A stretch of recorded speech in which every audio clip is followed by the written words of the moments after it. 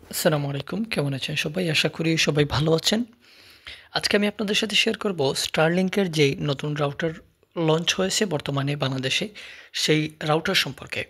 আসলে এই রাউটারটি হচ্ছে অত্যন্ত আধুনিক প্রযুক্তির একটি রাউটার।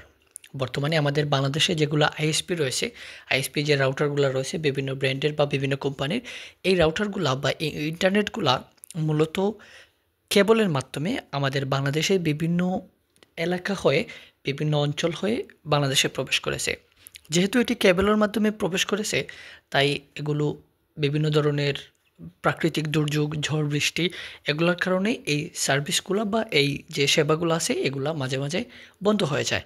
বা আমরা নানান ধরনের ইস্যু দেখতে পারি, যেমন স্পিড কম পাচ্ছি বা যখন কেবলে কাজ চলমান থাকে তখন আমরা অনেকগুলো স্পিড কম পাই।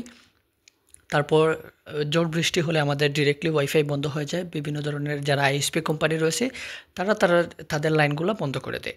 তো এই যে সমস্যাগুলো আছে এই সমস্যাগুলা অনেকাংশেই বলতে পুরোপুরিটাই কমে যায় আমাদের এই যে Starlink-এর রাউটার আছে বা Starlink-এর যে ওয়াইফাই আছে এই সুযোগ সুবিধার মাধ্যমে বা এই Starlink-এর ওয়াইফাই ব্যবস্থার মাধ্যমে।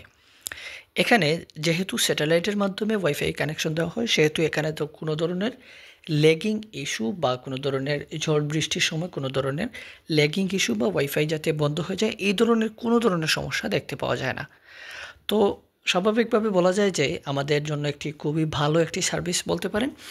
আর যদি দামের দিক দিয়ে বলি আসলে যে Starlink-এর যে রাউটারের কিটগুলো আছে এই কিটটা কিনতে যে ডিশের মতো যেটা থাকে সেটা কিনতে মোটামুটি ৪৭ থেকে ৪৬ থেকে ৪৭,০০০ টাকার মতো লাগে।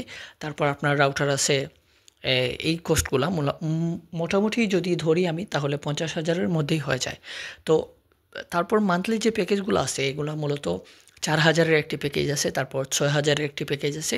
তো আমাদের যাদের এই মধ্যবিত্ত ফ্যামিলি বা বাংলাদেশে মূলত মোস্ট অফ দ্য পিপলই ধরেন এই যে এই কোস্টগুলা তারা একা বহন করতে পারবে না।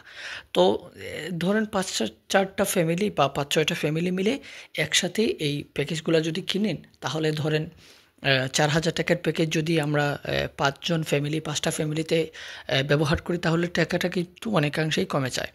তারপর এই যে কিট যেটা কিনতে প্রায় ৪৭,০০০ টাকার মতো লাগে।